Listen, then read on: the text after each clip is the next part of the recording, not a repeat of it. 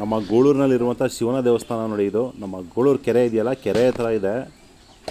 ಈ ದೇವಸ್ಥಾನ ಸಹ ತುಂಬ ಪುರಾತನವಾದ ದೇವಸ್ಥಾನ.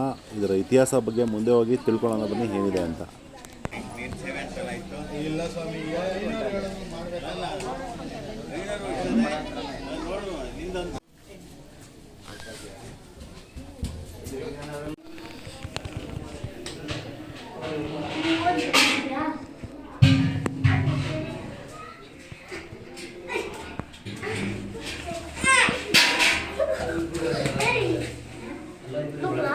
ನಮಸ್ಕಾರ. ನಮ್ಮ ಗೂಳೂರಿನಂಥ ಶಿವನ ದೇವಸ್ಥಾನ ಇದೆ, ಇತಿಹಾಸ ಸ್ವಲ್ಪ ತಿಳಿಸ್ಕೊಡ್ತೀರಾ?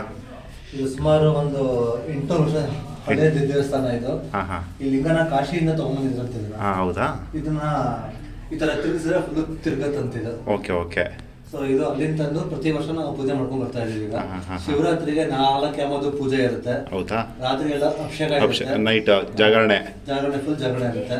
ಈ ಸಲ ನಾವು ಪಕ್ಕದಲ್ಲಿ ಗಿರಿಜಾ ಕಲ್ಯಾಣ ಅಂತ ಮಾಡ್ತಾ ಇದೀವಿ. ಸರಿ ಸರಿ. ಶಿವಂಗೆ ಮತ್ತೆ ಪಾರ್ವತಿಗೆ ಮದುವೆ. Okay okay. ಸುಮಾರು 800 ವರ್ಷ ಇತಿಹಾಸ ಇದೆ. ಸರಿ ಓಕೆ. ನೈಟ್ ಜಾಗರಣೆ ಇರುತ್ತವೇನಾ? ಫುಲ್ ಇರುತ್ತೆ. ನೈಟ್ ಎಲ್ಲ ಅಭಿಷೇಕ ಇರುತ್ತೆ. ಹೌದಾ? ಹಾಂ.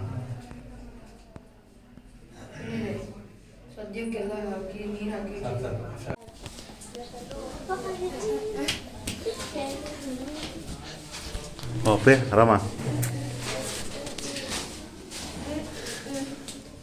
ನಾವು ಗೂಳೂರು ಇದೆ ಫಸ್ಟ್ ಬರ್ತಾ ಇರೋದು, ಬಂದೇ ಇಲ್ಲ ಇಲ್ಲಿ. ಈಚೆಯಿಂದ ಬಂದಿದ್ದೀನಿ, ತೆಗ್ದಾಗ ಬಂದಿಲ್ಲ ಅಷ್ಟೇ.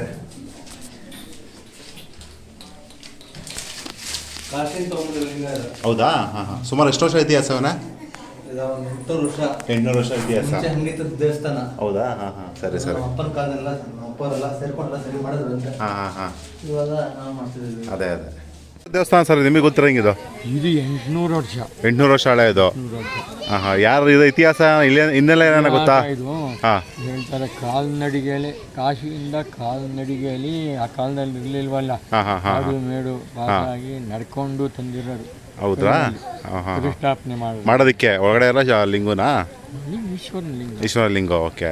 ಅದು ವಿಶೇಷ ಏನಂದ್ರೆ ಅದನ್ನ 4 ಭಾಗ ಮಾಡ್ಬೋದು ಬಿಚ್ಚಿದಾಗ. ಈಗಲೂ ಅದೇ ತರ ಇದೆಯಾ? ಈಗಲೂ ಹಾಗೆ ನಾವು ಪ್ರತಿಷ್ಠಾಪನೆ ಟೈಮಲ್ಲಿ ನೋಡಿದ್ವಲ್ಲ, ಅವಾಗ ಅದನ್ನೆಲ್ಲ 4 ಪೀಸ್ ಆಗುತ್ತೆ, ಅದನ್ನ ಸೇರಿಸಿ ಇದು ಮಾಡ್ತಾರೆ. ಹೌದಾ? ನಮಗೆ ಗೊತ್ತಿಲ್ಲ ನೋಡ್ರಿ. ಅದು ಅದೇನೆ ಒಂದು ಎಲ್ಲ ಕಡೆನೂ ಇರಲ್ಲ. ಗೊತ್ತಾಯ್ತು. ಸರಿ ಸರ್. ಗೂಳೂರು ಕೆರೆ ಹತ್ರ ಇರುವಂಥ ಶಿವನ ದೇವಸ್ಥಾನದಲ್ಲಿ ಶಿವರಾತ್ರಿ ಪ್ರಯುಕ್ತ ತುಂಬ ವಿಶೇಷವಾದಂಥ ಪೂಜೆ ನಡೀತಾ ಇದೆ. ಗೂಳೂರು ಕೆರೆ ಇದೆಯಲ್ಲ, ಕೆರೆ ಹತ್ರ ಇರುವಂಥ ಗುಂಡಪ್ಪ ನೋಡಿ. ಇದು ಬೈಲಿನಲ್ಲಿ ಏರಿ ಇದೆಯಲ್ಲ, ಏರಿ ಮೇಲಿದೆ. ಇದಕ್ಕೆ ಯಾವುದೇ ದೇವಸ್ಥಾನ ಆಗಲಿ ಏನೂ ಇಲ್ಲ. ಇದು ಸಹ ತುಂಬ ಹಳೆಯಂಥ ಲಿಂಗು. ಇದು ಈ ಭಾಗದಲ್ಲಿ ಓಡಾಡೋ ಎಲ್ಲ ಜನರು ಸಹ ಈ ದೇವರಿಗೆ ನಮಸ್ಕಾರ ಮಾಡೇ ಮುಂದೆ ಹೋಗೋದು. ತುಂಬ ವಿಶೇಷವಾಗಿದೆ ಮತ್ತು ತುಂಬ ಪುರಾತನವಾದಂಥ ಗುಂಡಪ್ಪ ಇದು.